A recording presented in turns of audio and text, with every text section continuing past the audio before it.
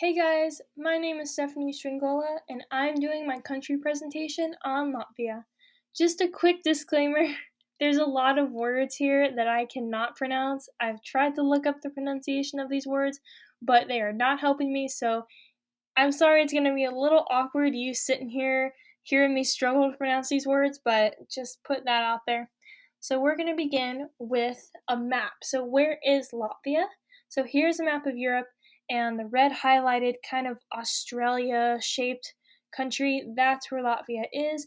As you can see, it shares borders with Russia. That's what the country is on the right side of Latvia. And you can see on the bottom left-hand side, there's France and Spain. Above that, you can see there's Britain, and to the right side of France and Spain, you can see there's Italy. So you kind of have an idea where Latvia is in relation to Europe. Okay, so we're going to start with the physical features. So like I said, I think it's shaped similarly to Australia. That's kind of how I kind of remember it when I'm looking at a map. I'm like, oh, that's the one. It kind of looks like Australia. Anyway, the main landscapes are beaches, rivers, forest, and mountains. As you saw, it did share a little under half of the borders with the Baltic Sea, so there are a lot of beaches in Latvia.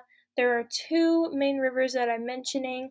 There's the Daugava River, which runs through the middle of the country, straight through, cuts the country in half. And then the Venta River that runs on the left side. So I have a quick map. I wanted to point it out. Here are the rivers. So you can see it says Latvia right in the middle. That dark blue line, that's the Daugava River. You can see that there's Riga right there. It's like a white star. That's the capital. It's right on the river. And then if you go on the left-hand side, the only main river there is the Venta River. And you can see there's also a main city right on that river too. So moving back to the first slide, the highest point of Latvia is Gainsakons. That is a mountain range that is 312 meters above sea level. That is the highest point. It is located in the Vitsum Highlands, and that is kind of a destination point. There's a lot of skiing, there's a lot of lodges there. Visitors like to go and ski up there. Also, Latvians like to hang out there too. It's kind of a nice area to ski and be with your friends. So their climate is warm, dry summers and harsh winters. So their warmest month in summer is July, and that average is about 21.5 degrees Celsius. And they do have really harsh winters. It gets very cold there. Their coldest month average is negative 7.9 degrees Celsius. I cannot do it. That is so cold. I could not live there. Okay, moving on. There's the map. Moving on to the physical features continued. Do they have natural disasters? Are they prone to natural disasters? According to my research, I didn't see anything about that. I didn't see any kind of earthquakes. I didn't see any kind of hurricanes or monsoons. It didn't look like they were in an area that has a lot of natural disasters, which is good. Next is agriculture. It makes up about 37% of their total land, and of that 37%, 65 of it is arable crops, which means it's just crops used for growing food, and 35%, or the remaining amount of land, is for pastures, so livestock, animals used for the meat industry and for the dairy industry. Their main crops that they grow is rye, oats, flax, and barley. They're part of the Food and Agriculture Organization. They joined in 1991. They benefited from many FAO projects that helped keep strict EU regulations, and they also take part in activities that support sustainable forest management. So that's good that they care about the environment. For exports, their main exports that they have are potatoes, onions, carrots, and sugar beets. And their main industries are processed foods, processed wood products, textiles, processed metals, pharmaceuticals, and I put etc. because there's so many, I didn't want to make another slide for it. So railroad cars, synthetic fibers, and electronics are what continues the list. Those are all the main industries that they have. So moving on to a political analysis. They share borders with Lithuania, Estonia, and Belarus. They also share borders with Russia, but that's not a part of Europe, so that's why I didn't mention it. Like I said, a large section of Lith- Latvia do share with the Baltic Sea. Their capital is Riga. Their population is 1.92 million people, and 632,000 are just in Riga. So a third of the population is just in that one capital city. Their other major cities besides Riga, Org, Jekapils, and Ventspils are some of the main bigger cities that are in Latvia. Their president is Egils Letvis, and they are representative democratic. Their allies are China, Denmark, Estonia, Finland, France, and Germany. And Germany has a lot of history with Latvia, so I'm going to mention them a little bit later, but they do have a big influence in their cultural and historic story. Okay, so I'm going to continue with the political analysis. They are in the Eastern European Summer Time Zone. Their main currency is the euro. They drive on the right side of the road. And their most popular airport is the Riga International Airport, which makes sense. That's the biggest part, that's the most popular part of Latvia. That's where a lot of people are coming and going out of the country. So it makes sense why it is Riga. And they're a member of the United Nations. Okay, so we're going to go on to some political demographics. So out of the demographic transition stage, they are a stage 5, which means that they have more deaths than births, and that's a negative rate of natural increase. Their fertility rate is also lower than a 2, so I guess that makes them a stage 5. The different ethnicities they have there are Latvians, Russians, which it makes sense, they share a border with Russia, and Baltic Germans. The main language they speak is Latvian, and they have 2 different dialects. They have a high and a middle dialect, just depending on where you are in the country. People do have those dialects. Their main 2 religions are Lutheran and Catholic. If you are more in the central to western part of Latvia, you will see a lot more Lutherans, and more of the eastern part of Latvia, that is where there's a lot of Catholics. There is about 25 to 35% Lutherans and 20 to 25% Catholics. So a little more Lutheran than Catholic in this country. And if you can see in this background photo right here, the really pointy building to the left-hand side, right between the political demographics title, that is actually St. Peter's Church. That is located in Riga. It's a very historic, very popular church in Riga. It is a Lutheran church. And back before, just a few decades ago, it actually used to be a Roman Catholic church, but it did change since it is more in the central part of Latvia. It did change into a Lutheran church. So I'm going to give a more historic overview on how Latvia gained its independence.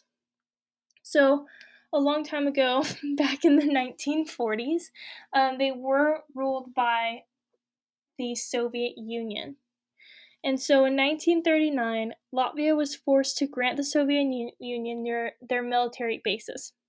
The next year, in 1940, the Soviet Red Army moved into Latvia, and they basically integrated everything into the Soviet Union, so their economy and their farms and all of their things kind of became one state. They shared everything with the Soviet Unions.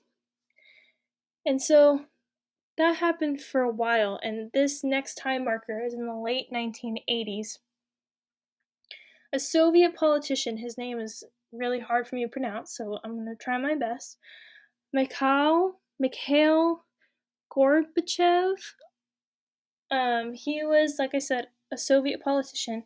He wanted to start turning the Soviet Union into more of like a democratic kind of union. He wanted to have elections. He wanted multi-party systems. He wanted to create like presidents.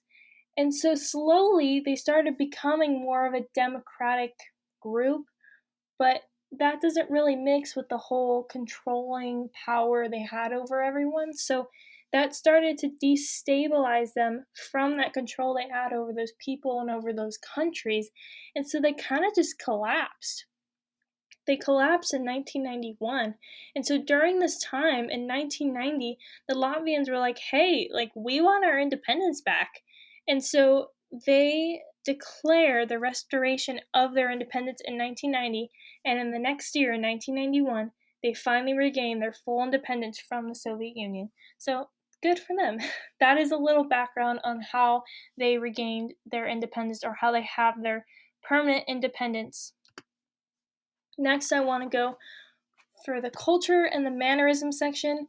I wanted to try to do more mannerisms because I find it really interesting when you find out about those unspoken rules with other people. When I see other, not necessarily projects, but when I hear about other cultures, I don't really hear about mannerisms and stuff like that. I wanted to do something a little bit different, and I find these really interesting, and I hope you guys find them interesting too.